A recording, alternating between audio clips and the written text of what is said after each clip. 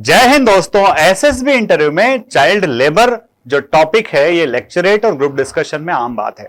तो इस टॉपिक को जब आप डिलीवर करने जाएं तो आपके पास क्या आइडियाज होना चाहिए, क्या पॉइंट्स होना चाहिए। तो सबसे पहले हम बात करते हैं कि आखिरकार चाइल्ड लेबर है क्या।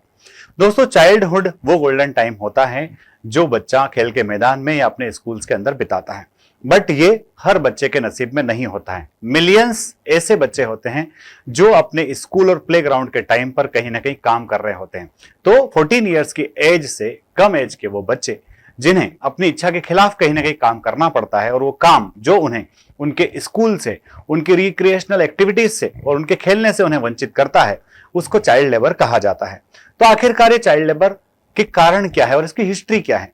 तो दोस्तों, अगर देखा जाए तो इंडिया जो है वो काफी लंबे टाइम से एग्रीकल्चर बेस्ड इकोनॉमी रहा है।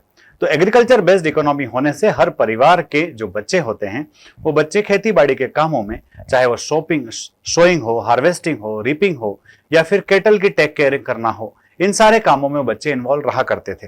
परंतु इंडस्ट्रियलाइजेशन और अर्बनाइजेशन के बाद से इसका स्वरूप बदल गया और हमारे बच्चों को अपने स्कूल्स और अपने खेल के मैदान छोड़ करके कई सारे अन्य कारणों की वजह से उन्हें जो है अलग अलग जगह काम करना पड़ा। और आज जो है उन्हें इस तरह के जगह काम करना पड़ता है, या तो हो सकता है वो बीड़ी रोलिंग का काम हो, या फिर किसी माइंस के अंदर खुदाई करना हो, या फिर बेंगल मेकिंग इंडस्ट्री हो, ऑयल पेंट की इंडस्ट्री हो, हैंडलूम हो, जहां पर उनका फिजिकल और मेंटल ग्रोथ तो रुकता ही रुकता है, परंतु साथ ही वहां पर उनकी हेल्थ के लिए हजार्ड भी होते हैं।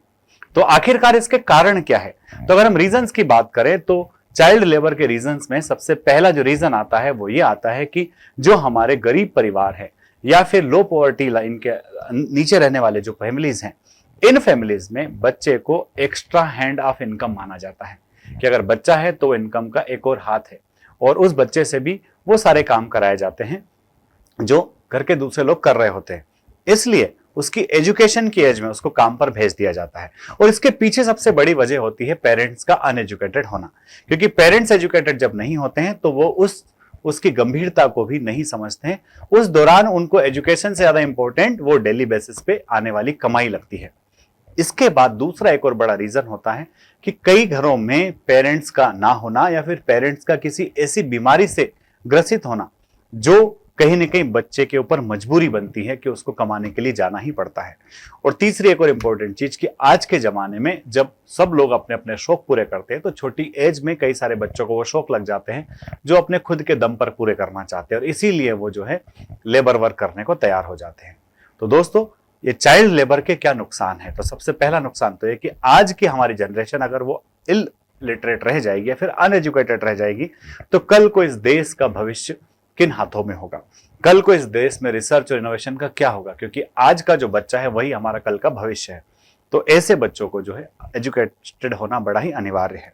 दूसरी एक और इंपॉर्टेंट बात कि जब ये बच्चे छोटी एज में लेबर वर्क में इन्वॉल्व हो जाते हैं तो इनका साइकोलॉजिकल, फिजिकल और मेंटल ग्रोथ जो है वो रुक जाती है।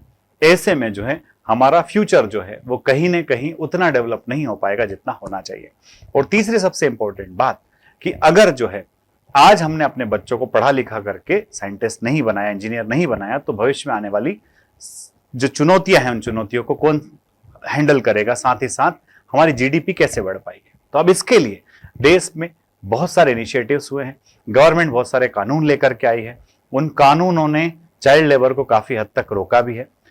उसके साथ ही साथ देश में एक बहुत बड़े व्यक्ति ऐसे हुए हैं जिनका नाम है कैलाश सत्यार्थी। इन्होंने जो है चाइल्ड लेबर के अगेंस्ट जो है एक बचपन बचाओ आंदोलन खड़ा किया और इस बचपन बचाओ आंदोलन के लिए इनको नोबेल प्राइज से सम्मानित भी किया गया। तो ये सारी बातें चाइल्ड लेबर के बारे में आपको अच्छे समझ में आ गई होगी। इन सारे पॉइंट्स को अपने दिमाग में रखिए, जब मौका मिले तो इनको बोलिए। निश्चित तौर पर जो है आप बहुत अच्छा परफॉर्म करके आएंगे और आपका रिकमेंडेशन सुनिश्चित होगा।